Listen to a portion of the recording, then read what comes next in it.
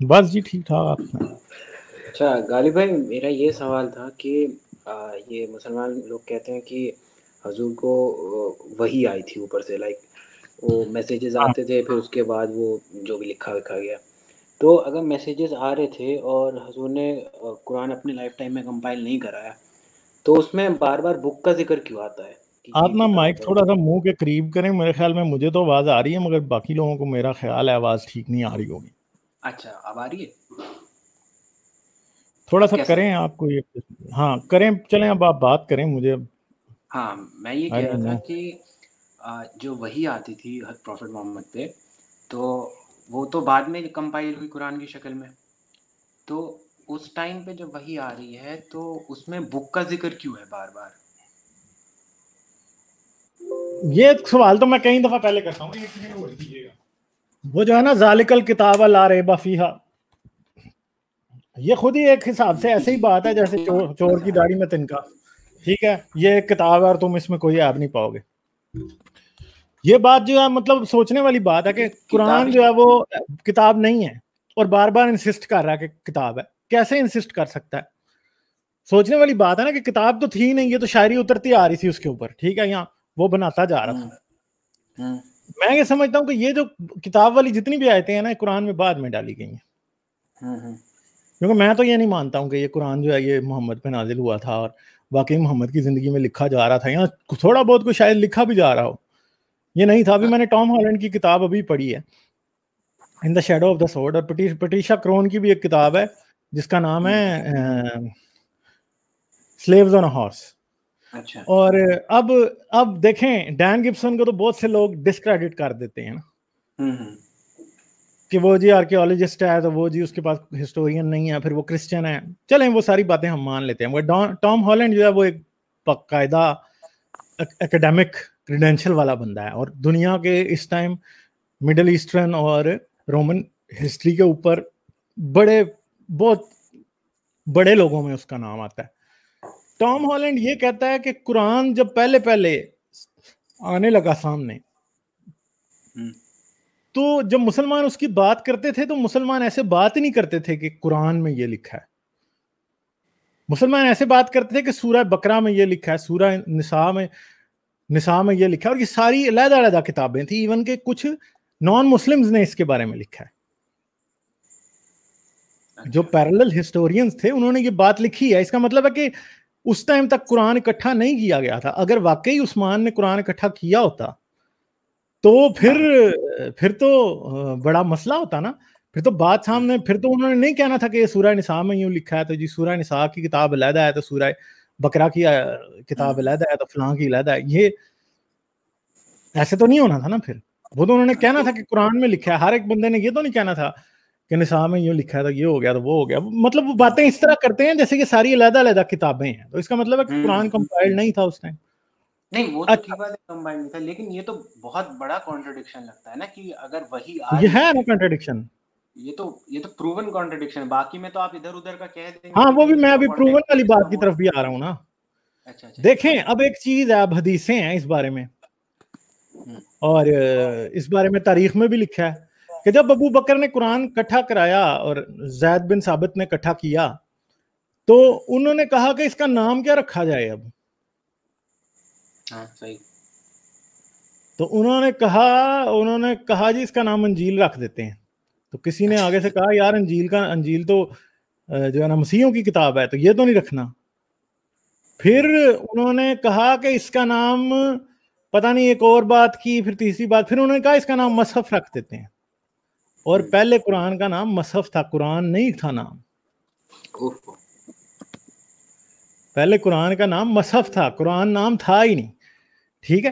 تو جب قرآن نام نہیں تھا تو بات اب سوچنے والی ہے کہ یہ کہاں سے بات آئی پھر، کہ قرآن کہاں سے آیا؟ اس کا مطلب ہے قرآن کا جو کوئی سیکنڈ ایڈیشن آیا جو ابو بکر والا جو عثمان والا ہے اس میں قرآن نام رکھا گیا یا نہیں رکھا گیا، ٹھیک ہے، کہا تو جاتا ہے کہ قرآن ہی اس کو کہہ رہے تھے اس وقت، مگر بات یہ ہے کہ وہ تو پہلے کو بھی قرآن کہہ رہے تھے تاریخ اور حدیثوں کے مطابق، تو اب سوچنے کی بات ہے کہ دوسرے میں بھی رکھا گیا یا نہیں رکھا گیا، اور میں یہ کہتا ہوں کہ دوسرے میں بھی نہیں رکھا گیا، ٹھیک ہے، کیونکہ جو تیسرا تھا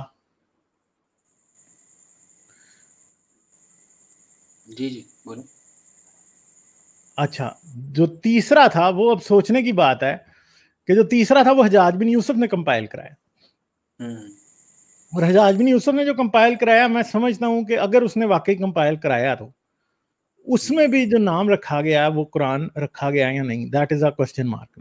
کیونکہ یہ بات تو پکی ہے، کیونکہ میں جو سارا کچھ یہ پڑھا ہے اس کے اندر ایک بات ہے کہ جی عبد الملک نے جب قبۃ الخسرا بنوایا، یعنی یہ جو ڈوم آف دا راک ہے، ٹھیک ہے، ڈوم آف دا راک جب اس نے بنوایا تو اس کے اوپر اس نے ایک آیت لکھی قرآن کی، مجھے یاد نہیں ہے، اور جس کا مطلب یہ ہے کہ اسلام کا مطلب ہے اپنے رب کی اطاعت. وہ اب مجھے یاد نہیں ہے کون سی آیت ہے، میں بتا سکتا ہوں دیکھ کے اگر کسی کو ریفرنس چاہیے ہو تو وہ اس نے قبۃ الخسرا کے اوپر لکھی، ٹھیک ہے. تو اب مسئلہ یہ ہے کہ قرآن اس ٹائم بھی کمپائلیشن کی فارم میں تھا یا نہیں، یہ کوسچن مارک ہے، کیونکہ اس کے بعد حجاج کو وہ یہ دیتا ہے انفارمیشن کہ بھائی بتاؤ کہ قرآن اکٹھا کرو، اور مطلب جو ہے نا اس کے اوپر پھر کہتے ہیں کہ اس نے راب لگوا دی. اچھا اب اگلی جو ایک سوچنے والی بات ہے وہ یہ ہے کہ جی اسی وقت جو ہسٹورینز ہیں وہ یہ لکھ رہے ہیں کہ قرآن جو ہے وہ اکٹھا نہیں تھا، ٹھیک ہے، قرآن جو تھا وہ مختلف کتابوں کی شکل میں تھا، ٹھیک ہے. اور جب اس نے یہاں پہ بنایا یہ اپنا کعبہ بھی اس نے بعد میں بنوایا، ولید نے بنوایا تھا میرے خیال میں. تو اس ٹائم تک ایسا لگتا کہ قرآن ابھی کمپائل نہیں ہوا تھا اور قرآن کسی پلاسٹک سی فارم میں ایگزسٹ کرتا تھا. اور پھر حدیثوں کی اگر بات کی جائے تو حدیثیں تو کہاں 270 سال بعد جا کے کمپائل ہوتی ہوئی نظر آتی ہیں اور کمپلیٹ ہوتی ہوئی ہمیں نظر آتی ہیں. تو جو بھی کمپائلیشن کی سٹوری ہے ساری کی ساری وہ مورخین نے لکھی، جیسے ابن اسحاق نے لکھی، پہلے سب سے پہلا تو ابن اسحاق ہی تھا نا، پھر ابن ہشام نے لکھی، پھر تبری اس سے بعد میں آیا، پھر تبری میں، اور طبقات ابن سعد میں جو کہ طبقات کبیر جس کو کہتے ہیں، اس کتاب کے اندر قرآن کی تدوین کی سٹوری پہلی دفعہ ملتی ہے. تو اب وہ تو کہتا ہے کہ پہلا ابو بکر نے کرایا، پھر عثمان نے کرایا، حجاج کے اعراب لگانے کی بات ہے. مگر اب جو سنا سے مینوسکرپٹ ملے ہیں ان میں یہ بات نظر آتی ہے کہ وہ ایک تو نہ رسول کے وقت کے ہیں، نہ وہ عثمان کے وقت کے ہیں، اور نہ ہی وہ حجاج کے وقت کے ہیں، وہ اس سے بھی بعد کے ہیں.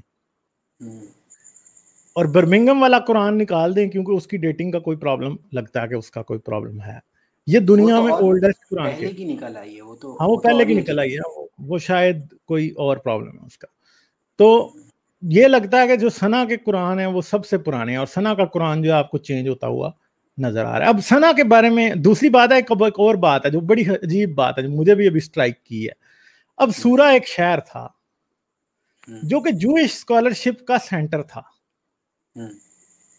ٹھیک ہے جی، اور سورہ کتنی دور ہے؟ سورہ کوئی 16 میل کے فاصلے پہ ہے کہ پتہ نہیں کتنے میل کے فاصلے، بالکل قریب ہے کوفہ کے. تو ٹام ہالینڈ کے مطابق، ٹام ہالینڈ یہ کہتا ہے کہ جب اسلام اس ایریا کا ڈومیننٹ ریلیجن بن گیا تو کچھ یہودی، اور جو سورہ کے یہودی تھے وہ کیا لکھنے کے میں مصروف تھے اسلام کے آنے سے پہلے؟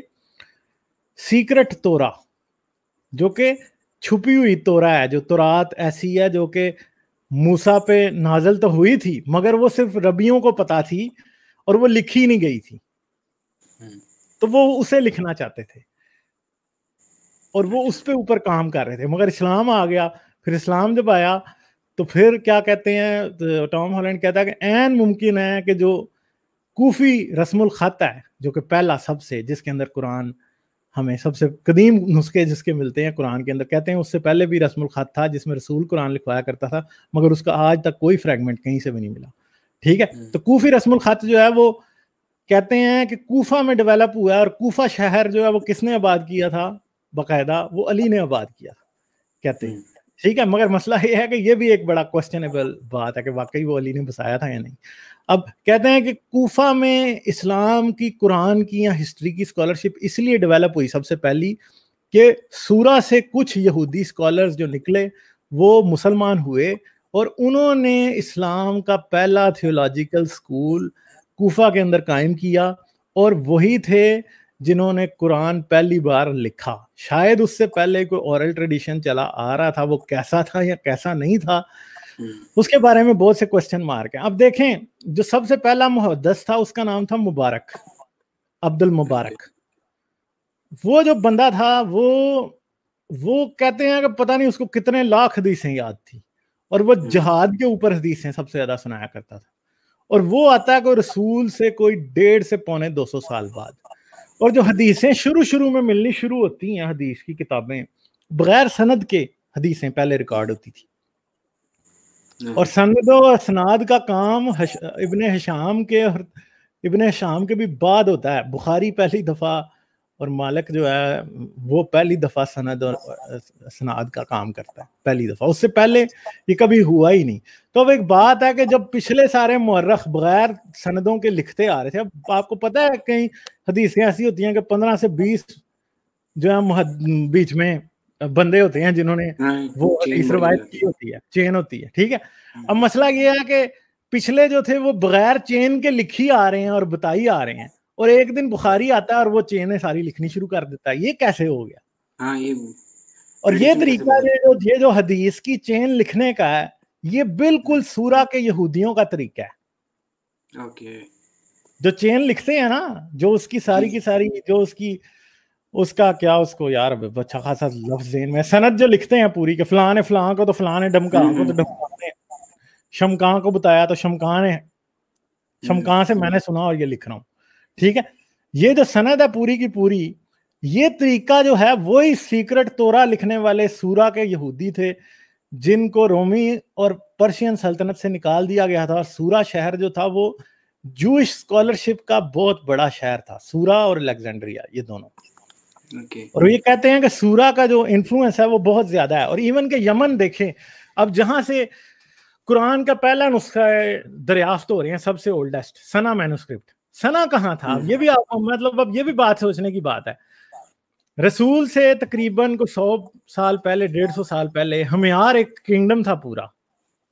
ہمیار کا جو کنگڈم تھا وہ یہودیہ سے جب روم کی بادشاہ رومیوں نے یہودیوں کو مار دیا اور یہودی سلطنت کا خاتمہ کر دیا, اینڈ ہو گئی. جوڈا کا جو کنگڈم تھا وہ ختم ہو گیا, جوڈیا کا. تو انہوں نے کیا کیا, نیچے جا کے یمن میں یہودی کچھ چلے گئے اور انہوں نے یمنی ٹرائبز کو کنورٹ کر کے یہودی کر لیا. اور وہ جو یمنی یہودی تھے ان میں ایک شخص آیا جس کا نام تھا یوسف, اور اس یوسف نے مسیح ہونے کا دعویٰ کر دیا اور یمن پہ قبضہ کر دیا. اور یمن کا وہ پہلا یمن کا ہمیار کا جو کنگڈم تھا وہ جوش کنگڈم تھا, ٹھیک ہے. اور پھر سنا والی جو ماسک ہے جس کے اندر کعبہ بنا ہوا ہے, ٹھیک ہے, کعبہ سنا والی ماسک کے اندر آج بھی کہتا ڈین گبسن تو کہتا ہے کہ وہ کعبہ ہے. وہ اس کعبے کی کیا سٹوری تھی کہ جو یوسف تھا اس نے کرسچنز کی پرسیکیوشن شروع کی ہمیار کے کنگڈم میں, ٹھیک ہے. اس کی خبر روم کو ہوئی, مطلب کانسٹینٹینوپل کو ہوئی. کانسٹینٹینوپل میں جو سیزر تھا اس نے کیا کیا, جو آپ کے ایتھوپیا کا کنگ تھا اس کو ہائر کیا, وہ بھی کرسچن تھا, اسے پیسے شیسے لگائے, اسے کہا کہ جا کے ہمیار والوں کو مار جا کے. تو اس نے جا کے یوسف کو قتل کیا وہاں پہ, ٹھیک ہے. تو اب آپ مجھے بات بتائیں کہ وہ سنا والے جو تھے وہ موسٹ پرابلی اس ٹائم کرسچن ہو گئے ہوں گے کیونکہ وہاں پہ جو, اور پھر ان کی یاد میں اس نے ایک کعبہ بنایا یمن کے اندر جو کہ ایتھوپین کنگ تھا اس نے. اب سوچنے کی بات ہے کہ وہاں پہ جو بھی وہ کرسچن ہو گئے ہوں گے وہ سنا میں اسکالرشپ کا کام کرتے تھے, جوئش اور کرسچن اسکالرشپ کا. ظاہری بات ہے جوڈائزم وہاں سے ٹوٹلی ختم تو نہیں ہو گیا, موجود تو تھا نا وہاں پہ. تو سنا بھی ایک سینٹر تھا اسکالرشپ کا یہودیوں کی. اور وہ میں نے آپ کو بتایا کہ وہ سیکرٹ تورا لکھ رہے تھے, اور سیکرٹ تورا وہ اسی طرح لکھتے تھے کہ فلانے نے ڈمکانے کو فلانے کو بتایا, اور اس طرز کے اوپر کیا لکھی جاتی تھی, حدیث لکھی جاتی تھی. تو قرآن کے سب سے پرانا نسخہ وہاں سے ملتا ہے. قرآن کا جو سب سے جو پرانا اسکرپٹ ہے وہ کوفہ میں, جسے کوفی اسکرپٹ کہا جاتا ہے, وہ تیار ہوتا ہے. کوفہ جو ہے وہ سورہ سے تھوڑا سا دور ہے, اور سنا کہاں پہ ہے, وہی پرانے ہمیاری کنگڈم کے اندر سنا موجود ہے, اور سنا والا وہ سارا کچھ وہاں پہ موجود ہے. تو اب سوچنے کی بات ہے کہ قرآن بنانے میں تو مجھے لگتا ہے کہ یہودیوں کا ہاتھ ہے, ٹھیک ہے. اور پھر اب ایک اور بھی بات ہے نا, اب یہ ایک تو یہ اس نظر سے دیکھتے ہیں, دوسری نظر یہ ہے کہ اب اسلام کے اندر قرآن کے اندر جو ہے وہ رجم کی آیت نہیں ہے, ہاں مگر حدیثوں سے اور شرع سے ثابت ہے کہ رجم ہوتا تھا. تو رجم کیوں ہوتا تھا؟ پھر جو رجم والی حدیث ہے کہ ایک یہودی اور یہودیہ کو لایا گیا, ان کو مارا گیا, تو جی ایک مارنے لگے تو جی ایک یہودی جو تھا اس نے رجم والی آیت پہ ہاتھ رکھ لیا. اب مسئلہ یہ ہے کہ قرآن میں رجم کی آیت نہیں ہے, اور تورات سے وہ ثابت کر رہا ہے کہ رجم کی آیت ہے تھی. تو ایسے لگ رہا ہے کہ جیسے کوئی یہودی جو ہے نا وہ بتا رہا ہے کسی کو کہ یار تورات میں یہودیت کی رجم کی آیت ہے, اس لیے یہ جو ہم نے نیا ریلیجن بنایا اس میں بھی ہم نے اس کو رکھنا ہے. ٹھیک ہے, تو پھر پرشینز کی باتیں, وہ میں نے المبارک کی بات کی, وہ خراسان کا تھا. اب کہاں ایران میں خراسان اور کہاں عرب, اور وہ حدیثوں کا پہلا ٹیچر وہ بن رہا تھا جو کہ اس نے حدیثیں بتانی لوگوں کو شروع کی, اور وہ جہاد پہ حدیثیں بتاتا تھا ساری. اور جب وہ جہاد کرتا تھا تو بڑی باروب آواز سے قتال کے دوران تلوار چلاتے ہوئے وہ حدیثیں پڑھتا تھا, المبارک جو تھا. ٹھیک ہے جی. اور پھر اس سے آگے یہ چلتی ہیں باتیں, اور پہلی حدیثیں میں نے جو بتایا آپ کو اکٹھی کرنی شروع کرتے ہیں, تو ان میں سند کوئی نہیں لکھتا, بعد والے ہمیں سند لکھتے ہیں. ٹھیک ہے, بعد والے آ کے سند لکھنی شروع کرتے ہیں. جب پہلے والوں نے بتائی ہی نہیں تو مجھے بتائیں کہ بعد والوں کو سندیں کہاں سے پتہ تھی. تو یہ بات یہ ہے کہ یہ اصل میں قرآن اور اسلام بنا کے اس کی تاریخ پھر عباسیوں نے انوینٹ کرائی ساری کی ساری. عباسیوں نے تاریخیں اور حدیثیں اس لیے لکھوائی کہ وہ امویوں کے خلاف چلنا چاہتے تھے. اموی قرآن بنوا گئے تھے, اور موسٹ پرابلی قرآن جو ہے وہ جو سورہ کے اور ثنا کے جو یہودی اسکالرس تھے ان سے ہی پہلی دفعہ کوفی اسکرپٹ میں لکھوایا گیا. شاید کوفہ میں سب سے پہلے لکھا گیا, اور ریمننٹ جو پہلا ہے وہ ہمیں ثنا میں ملتا ہے. تو یہ باتیں تو ہیں, کیونکہ مسئلہ یہ ہے کہ اسلام کی جو تاریخ ہے وہ ایک بلیک ہول ہے. جتنی بھی ہسٹری انہوں نے لکھی ہے دیٹ از ٹوٹلی انریلائبل, وہ اس پہ ریلائی کیا ہی نہیں جا سکتا, کیونکہ اٹس کافی کانٹرڈکٹری ہے, کافی کانٹرڈکٹری نہیں ہے, ساری ٹوٹلی فیبریکیٹڈ ہے. اب دیکھیں ایک اور بات ہے, اب یہ کہتے ہیں مختار سقفی کی بات کرتے ہیں, یہ کہتے ہیں مختار سقفی جو تھا وہ حسین کا اور زبیر سے, اب تاریخ تبری میں نے خود پڑھا کہ مختار سقفی اور زبیر جب ملتے ہیں تو ایک دوسرے کے بڑے گلے ملتے ہیں, ایک دوسرے کی بڑی تعریفیں کرتے ہیں اور اللہ رسول کی باتیں کرتے ہیں.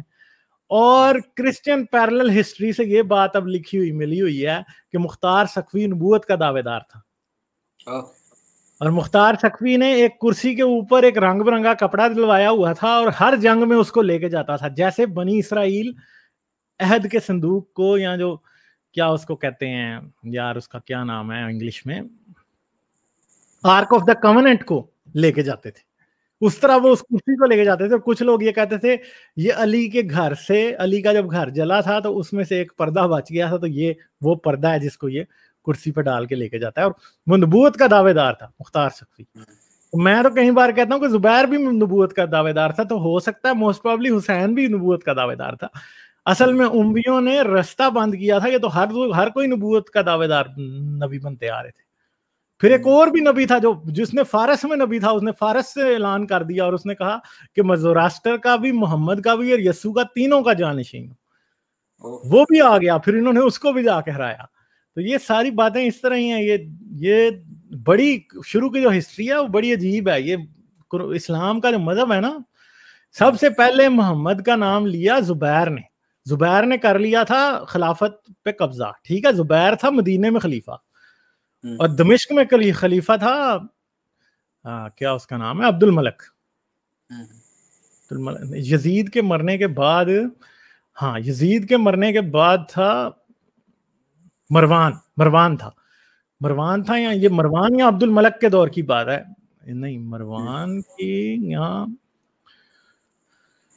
یہ عبد الملک بن مروان, عبد الملک کے دور کی بات ہے. زبیر ادھر خلیفہ تھا اور ادھر مروان وہ تھا, وہ خلیفہ دوسرا عبد الملک. ٹھیک ہے, کیونکہ یزید مر گیا تھا اور یزید کے بعد مروان جب مرا پھر عبد الملک بنا. اور پھر کیا ہوا جی, زبیر نے سکے جاری کیے سب سے پہلے, جس کے اوپر لکھا تھا لا الہ الا اللہ محمد رسول اللہ یا محمد رسول اللہ, اس طرح کچھ لکھا تھا. سب سے پہلے اس نے سکے جاری کیے تھے.